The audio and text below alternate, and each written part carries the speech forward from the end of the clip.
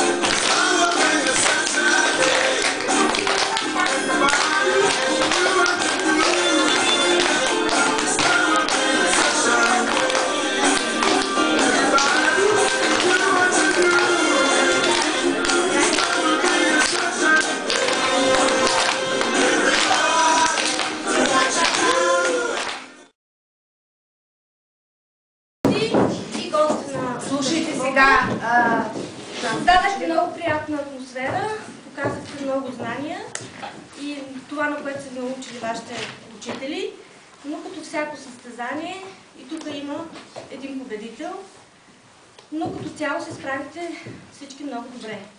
И победител е отбор